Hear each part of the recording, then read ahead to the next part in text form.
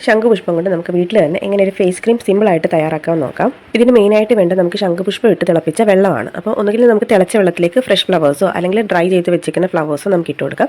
അല്ലെങ്കിൽ നമുക്ക് വെള്ളത്തിലേക്ക് ഈ ശംഖുപുഷ്പത്തിൻ്റെ പൂയിട്ട് തിളപ്പിച്ച് വേണമെങ്കിൽ നമുക്ക് എടുക്കാം. ഈ പൂയിട്ട് തിളപ്പിച്ച വെള്ളം ഇപ്പോൾ ഞാൻ 1 ഗ്ലാസ് ആണ് എടുത്തിട്ടുള്ളത്. ഇതിലേക്ക് നമുക്കൊരു 2 സ്പൂൺ കോൺഫ്ലവർ കൂടി ആഡ് ചെയ്ത് കൊടുക്കാം. നമ്മൾ ക്രീം ആക്കി യൂസ് ചെയ്യാനായിട്ട് ഒന്ന് തിക്കായിട്ട് വരാൻ വേണ്ടിയിട്ടാണ് നമ്മൾ കോൺ സ്റ്റാർച്ച് ആഡ് ചെയ്ത് കൊടുക്കുന്നത്. ഇനി നമുക്കിത് രണ്ടും കൂടെ നന്നായിട്ടൊന്ന് മിക്സ് ചെയ്ത് കൊടുക്കാം. കട്ടയൊന്നും കെട്ടാൻ നന്നായിട്ട് നമുക്ക് മിക്സ് ചെയ്തൊന്ന് എടുത്ത് വെക്കാം. ഇനി ഇത് നമുക്ക് ഡബിൾ ബോയിലിംഗ് മെത്തേഡ് യൂസ് ചെയ്തിട്ട് ആ കോൺ സ്റ്റാർച്ചും കൂടെ ചേർത്തിട്ടൊന്ന് തിക്കായിട്ട് നമുക്ക് ആ ഒരു ക്രീമിൻ്റെ കൺസിസ്റ്റൻസിയിലാവുന്നത് വരെ നമുക്കൊന്ന് ഡബിൾ ബോയിൽ ചെയ്തിട്ട് ഇതൊന്ന് ചൂടാക്കിയെടുക്കാം. ഇതൊന്ന് കുറുകി വരാനായിട്ട് അധികം നേരമൊന്നും ആവശ്യമില്ല. മാത്രമല്ല ഇത് നന്നായിട്ട് നമ്മൾ ഇളക്കി കൊടുത്തുകൊണ്ടിരിക്കുക. അല്ലെങ്കിൽ ഇത് കട്ട കെട്ടാനായിട്ട് അല്ലെങ്കിൽ ആ പാത്രത്തിന് അടിയിൽ പിടിക്കാനൊക്കെ ആയിട്ട് ചാൻസ് ഉണ്ട്. അപ്പോൾ നന്നായിട്ട് നമ്മളൊന്ന് ഇളക്കി കൊടുത്തുകൊണ്ടിരിക്കുക. കൊച്ചുകുട്ടികളോ അല്ലെങ്കിൽ നമുക്ക് കിച്ചണിൽ കയറിയിട്ട് വലിയ പരിചയമില്ലാത്തവരൊക്കെ ആണെന്നുണ്ടെങ്കിൽ കൈയൊക്കെ പൊള്ളാതെ നന്നായിട്ട് സൂക്ഷിച്ച് മാത്രമേ ഇതൊക്കെ ചെയ്യാവുള്ളൂ. അപ്പോൾ അത് ഇതുപോലെ ഈ ഒരു തിക്നെസ് ഒക്കെ ആകുമ്പോഴേക്ക് നമുക്ക് ഫ്ലെയിം ഓഫ് ചെയ്തിട്ട് ഇത് മാറ്റി വയ്ക്കാം. നമുക്ക് തണുത്തതിന് ശേഷം ഈ ഒരു കൺസിസ്റ്റൻസിയിലാണ് വേണ്ടത്. പക്ഷേ തണുത്ത് കഴിയുമ്പോൾ ചിലപ്പോൾ ഒന്നുകൂടെ കട്ടിയാവാനായിട്ട് ചാൻസ് ഉണ്ട്. ഇത് തണുത്തതിന് ശേഷം നമുക്ക് ഇതിനുള്ളിലേക്ക് ഒന്നുകിൽ അലോവേറയുടെ ജെൽ ആഡ് ചെയ്ത് കൊടുക്കാം. അതല്ല എന്നുണ്ടെങ്കിൽ നമുക്ക് ഫ്ലാക്സ് സീഡിൻ്റെ ജെല്ലും ആഡ് ചെയ്ത് കൊടുക്കാം. തണുത്ത് കഴിയുമ്പോൾ നമുക്ക് ചിലപ്പോൾ കട്ടിയായി പോകാം. അപ്പോൾ അങ്ങനെ ആണെന്നുണ്ടെങ്കിൽ അതൊന്ന് ലൂസ് ആക്കാനായിട്ടാണെങ്കിൽ നമുക്ക്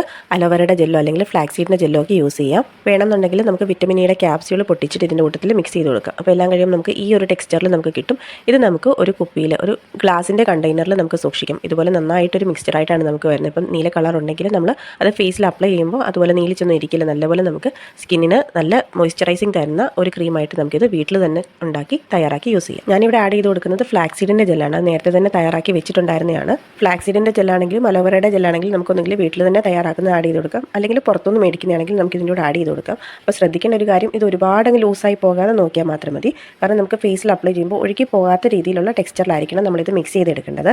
മിക്സ് ചെയ്ത് കഴിയുമ്പോൾ ഈ ഒരു ടെക്സ്ചറിലായിരിക്കണം നമുക്ക് കിട്ടേണ്ടത്. നമുക്ക് ഫേസിൽ അപ്ലൈ ചെയ്ത് കഴിയുമ്പോൾ അല്ലെങ്കിൽ നമ്മുടെ സ്കിന്നിൽ അപ്ലൈ ചെയ്ത് കഴിയുമ്പോൾ ഒരുപാട് ഒഴുകി പോകാത്ത രീതിയിൽ നന്നായിട്ട് ആ ഒരു ക്രീമിൻ്റെ ടെക്സ്ചറിൽ തന്നെ നമുക്ക് കിട്ടണം. നമ്മൾ വീട്ടിൽ തന്നെ തയ്യാറാക്കുന്നതായതുകൊണ്ട് നമുക്ക് ഒട്ടും പേടിയില്ലാതെ തന്നെ യൂസ് ചെയ്യാം. പിന്നെ ശ്രദ്ധിക്കേണ്ട ഒരു കാര്യം, ഫ്ലാക്സ് സീഡിൻ്റെ ജെല്ല് അലർജി ഉള്ളവരാണെന്നുണ്ടെങ്കിൽ അലോവേറയുടെ ജെല്ല് യൂസ് ചെയ്യാം. അതുപോലെ അലോവേറയുടെ ജെല്ല് അലർജി ഉള്ളവരാണെന്നുണ്ടെങ്കിൽ ഫ്ലാക്സ് സീഡിൻ്റെ ജെല്ലും യൂസ് ചെയ്യാം. ഇത് നമുക്ക് ഗ്ലാസിൻ്റെ കണ്ടെയ്നേഴ്സിനകത്ത് നമുക്ക് സ്റ്റോർ ചെയ്ത് വെക്കാം.